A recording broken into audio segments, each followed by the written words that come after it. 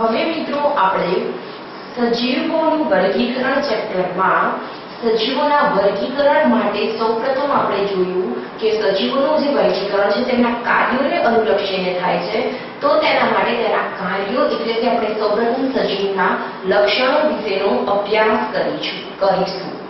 તો મિત્રો અત્યાર સુધી આપણે સજીવના બે લક્ષણો વિશેનો અભ્યાસ કરી ગયા છે. એક તો પ્રજનન અને બીજું ચય છે.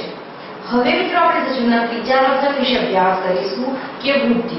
હવે મિત્રો વૃદ્ધિ એટલે શું? તો તમને ખબર છે કે કોઈ પણ વસ્તુની વૃદ્ધિ થવી મતલબ કે તેની જથ્થામાં અને સંખ્યામાં વધારો થાય, તેના કદમાં વધારો થાય, તેને આપણે વૃદ્ધિ શબ્દ કહી શકીએ છીએ. તો મિત્રો હવે આપણે જોઈશું કે જથ્થામાં અને કદમાં વધવું અથવા તો જથ્થામાં અને સંખ્યામાં વધારો કરવો અથવા તો વધવું એ સજીવોનું અગત્યનું લક્ષણ છે. મતલબ કે સજીવો વૃદ્ધિ કરતા રહે છે. તો મિત્રો હવે આપણે સૌપ્રથમ જોઈશું કે વૃદ્ધિ એટલે શું? તો જથ્થામાં અને કદમાં વધવું, જથ્થામાં અને કદમાં વધવું તે સજીવનું અગત્યનું લક્ષણ છે. અગત્યનું લક્ષણ છે. હવે મિત્રો આપણે જોયું કે વૃદ્ધિ એ સજીવોનું એક અગત્યનું લક્ષણ છે કે તે તેના જથ્થા અને કદમાં વધારો કરે છે અથવા તો જથ્થામાં અને કદના બદલે આપણે સંખ્યા શબ્દ પણ વાપરી શકીએ છીએ. સંખ્યામાં વધારો કરે છે અથવા તો વધારો થતો રહે છે.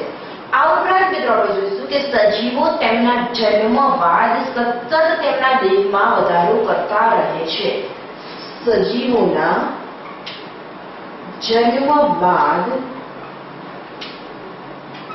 સતત તેમના કદમાં, સતત તેમના દેહના કદમાં, સતત તેમના દેહના કદમાં વધારો થતો રહે છે. વધારો થતો રહે છે. તો હવે મિત્રો જ્યારે કોઈ પણ સજીવ જન્મ પામે ત્યારબાદ તેમના દેહમાં સતત વધારો થતો રહે, તેમના દેહનું કદ વધતું રહે છે, તેને આપણે વૃદ્ધિ કહીએ છીએ. આ ઉપરાંત મિત્રો આપણે એ પણ જોયું કે વૃદ્ધિ એ સજીવનું ખૂબ જ અગત્યનું લક્ષણ છે. હવે મિત્રો આપણે જોઈશું કે વૃદ્ધિ આપણને ખબર પડી કે વૃદ્ધિ શું છે, વૃદ્ધિ કેવી રીતે કરવામાં આવે છે, કેમ કરવામાં આવે છે. હવે આપણે જોઈશું કે વૃદ્ધિ કેવી રીતે કરવામાં આવે છે. તો સૌપ્રથમ જોઈશું કે બહુકોષીય સજીવો કોષ વિભાજન દ્વારા વૃદ્ધિ પામે છે. કોષ વિભાજન દ્વારા વૃદ્ધિ પામે છે.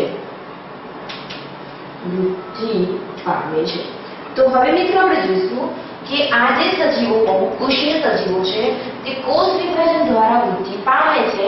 તો કેવી રીતે કોષ વિભાજન દ્વારા વૃદ્ધિ પામે છે તેના માટે આપણે સૌપ્રથમ જોઈશું કે કોષ વિભાજન દ્વારા વૃદ્ધિ પામે છે. કોષ વિભાજન મતલબ કે એક કોષનું વિભાજન થવું અને તેમાંથી ડબલ કોષ બનવા. મતલબ કે એક કોષ હોય તે વિભાજન પામીને બે કોષ બનાવે છે, બેમાંથી ચાર કોષ બને છે, ચારમાંથી 8, 8માંથી 16, એવી રીતે કોષોની સંખ્યા ડબલ થતી રહે છે. મતલબ કે આપણે એવું કહી શકીએ કે બહુકોષીય સજીવો કોષ વિભાજન દ્વારા વૃદ્ધિ પામે છે. તો તેમાં શું થાય છે? તો કોષ વિભાજન દ્વારા કોષની સંખ્યામાં વધારો થાય છે. કોષ વિભાજન દ્વારા કોષની સંખ્યામાં વધારો થાય છે. કોષની સંખ્યામાં વધારો થાય છે. હવે મિત્રો આપણે જોઈશું કે કોષની સંખ્યામાં વધારો થાય છે તેનાથી શું થશે? તો કોઈ પણ સજીવના કોષની સંખ્યામાં વધારો થશે. મતલબ કે પહેલા એ સજીવના શરીરમાં 2 કે 4 કોષ હશે ત્યારે તેનો સમૂહ નાનો હશે. હવે કોષની સંખ્યામાં વધારો થાય છે કોષ વિભાજનથી, એટલે કે કોષો ડબલ થતા રહે છે. તો 2 માંથી 4, 4 માંથી 8, 8 માંથી 16, 16 માંથી 32 કોષ, 32 માંથી 64 એવી રીતે કોષનો સમૂહ બનતો જશે. તો એ જે કોષનો મોટો સમૂહ બને છે તેમાંથી કોષના વિશિષ્ટ નાના સમૂહો રચાય છે. મતલબ કે એક મોટો ઢગલો થઈ ગયો હોય કોષનો, તેમાંથી થોડા કોષ અલગ પડે છે અને જે અલગ પડેલા કોષોનો સમૂહ છે તે ભેગા થઈને પેશીની રચના કરે છે. હવે મિત્રો જ્યારે કોષ વિભાજન ખૂબ જ વધારે પ્રમાણમાં થઈ જાય, એટલે કે ખૂબ વધારે પ્રમાણમાં કોષો બની ગયા છે, તો પેશી પણ એટલા વધારે પ્રમાણમાં બનવાની. તો હવે મિત્રો પેશીનો પણ સમૂહો રચાય જુદા જુદા. તો પેશીના અમુક સમૂહો ભેગા થઈને તેમાંથી વિશિષ્ટ અંગની રચના કરે છે. તો મિત્રો આપણે કહી શકીએ કે કોષ વિભાજનથી કોષની સંખ્યામાં વધારો થાય છે. કોષની સંખ્યામાં વધારો થવાથી કોષના સમૂહો રચાય છે, જેને આપણે પેશી કહીએ છીએ. હવે એક કરતાં વધારે પેશી ભેગી થવાથી, એટલે કે પેશીઓનો પણ સમૂહ રચાવાથી તેમાંથી અંગની રચના થાય છે. અને મિત્રો આપણે જોઈશું કે કોઈ પણ દેહના સજીવનો એક અંગ, બે અંગ, ત્રણ અંગ, જેવી રીતે તેના અંગોમાં વધારો થતો જાય છે, એટલે કે પૂરેપૂરા તેનો અંગ બને છે તેમ તેમ તેના કદમાં પણ વધારો થતો રહે છે. તો મિત્રો આપણે જોઈશું કે વૃદ્ધિ એ શું છે કે જથ્થામાં અને કદમાં વધવું તેને વૃદ્ધિ કહે છે. આ ઉપરાંત બહુકોષી સજીવો કોષ વિભાજન દ્વારા વૃદ્ધિ કરે છે. તેમાં શું થાય છે તો કોષ વિભાજન દ્વારા કોષની સંખ્યામાં વધારો થાય છે. અને આપણે એવું કહી શકીએ કે કોષની સંખ્યામાં વધારો થતા પેશીની સંખ્યામાં વધારો થાય છે, અને તેમ છતાં અંગોની રચના થાય છે.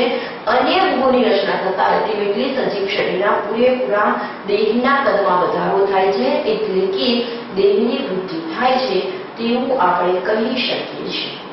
તો મિત્રો હવે આપણે કહીશું કે કોષની સંખ્યામાં વધારો થતા કોષની સંખ્યામાં વધારો થતા પેશીની રચના થાય છે. પેશીની રચના થાય છે.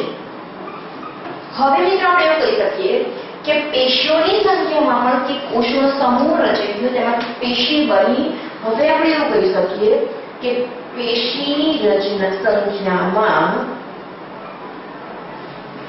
વધારો થતા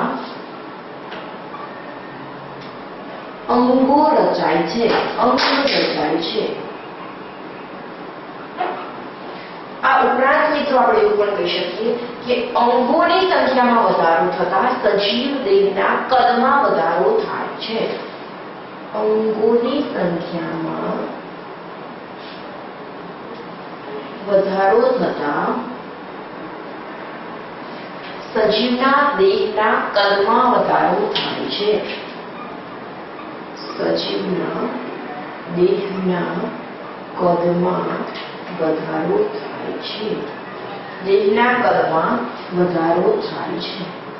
તો હવે મિત્રો વૃદ્ધિ વિશે તમને ખ્યાલ આવી ગયો છે કે સજીવના શરીરના દેહમાં, એટલે કે જથ્થામાં અને કદમાં વધવું તેને આપણે વૃદ્ધિ કહીએ છીએ. અપ્રકૃત વૃદ્ધિ કોષ વિભાજન દ્વારા થાય છે. તો કોષ વિભાજન દ્વારા આગળ આખો તમને કોન્સેપ્ટ ક્લિયર થઈ ગયો કે કોષ વિભાજનથી કોષનો સમૂહ રચાય છે. કોષોના જુદા જુદા નાના નાના સમૂહો ભેગા થઈને પેશીની રચના કરે છે. ત્યારબાદ પેશીના પણ સમૂહો ભેગા થઈને અંગની રચના કરે છે, અને અલ્ટિમેટલી સજીવ દેહના પૂરેપૂરા શરીરના કદમાં વધારો થાય છે. હવે મિત્રો તમે આકૃતિ દ્વારા સમજાવીશ કે કેવી રીતે કોષમાંથી પેશી અલગ પડે છે અને પેશીમાંથી અંગની રચના થાય.